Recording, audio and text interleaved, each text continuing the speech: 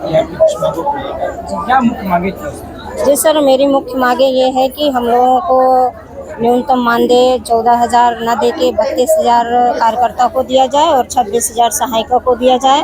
और एफआरएस पर ई-केवाईसी पर जो जोर दिया जा रहा है उसको टाइम दिया जाए, चूँकि हम लोग गरीब तबके में काम करते हैं। महिलाओं के पास मोबाइल नंबर जो थे वो सारे बंद हो गए हैं, ओटीपी आना असंभव हो गया है, इसलिए हम लोगों का टीएचआर वितरण होने में सर दिक्कत हो रही है। तो शासन से हम ये मांग करते हैं कि इसके लिए हमको टाइम दिया जाए। मांगे नहीं मानी जाती तो अगला कदम क्या होगा? अगला कदम फिर से हम आंदोलन करेंगे, उग्र आंदोलन करेंगे और अपनी लड़ाई जारी रखेंगे। केंद्र सरकार से बराबर अपनी मांगे रख रहे हैं और रखेंगे, लड़ते रहेंगे।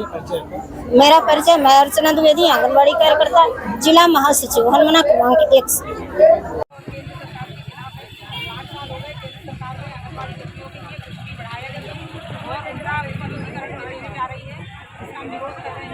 हमारी मांग है कि हमें कर्मचारी का दर्जा दिया जाना चाहिए, रिटायरमेंट पे पेंशन दिया जाना चाहिए, सामाजिक सुरक्षा लाभ दिए जाना चाहिए और ग्रेजुटी जो सुप्रीम कोर्ट का फैसला है उसको लागू करना चाहिए पूरे देश में।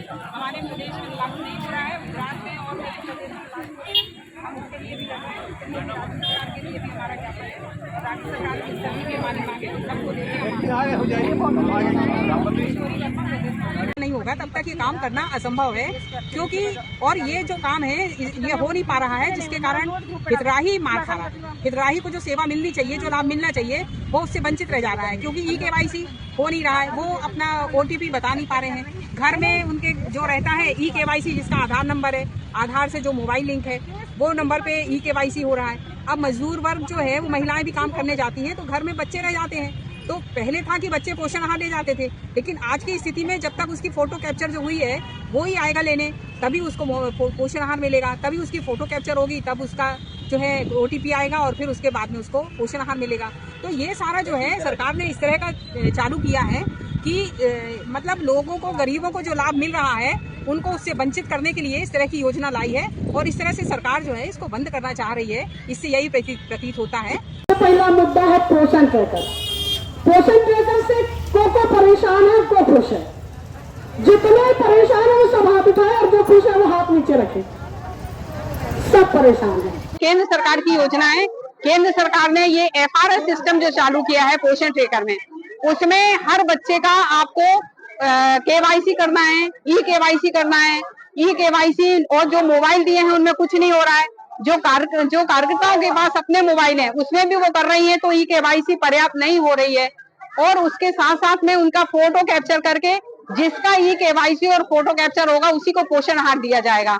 तो ये सरकार की जो योजना है गरीबों के लिए, इसको खत्म करने की सरकार की तैयारी है, इसलिए इतनी कठिन शर्तों के साथ ये इसको किया जा रहा है। हम इसका विरोध करते हैं और एफआरएस जो है ये बंद किया जाए, इसकी मांग को लेके भी हमारी ये बड़ी लड़ाई पूरे देश में। आज आपने क्या समस्याएं हैं वो बहुत बड़ी समस्या है।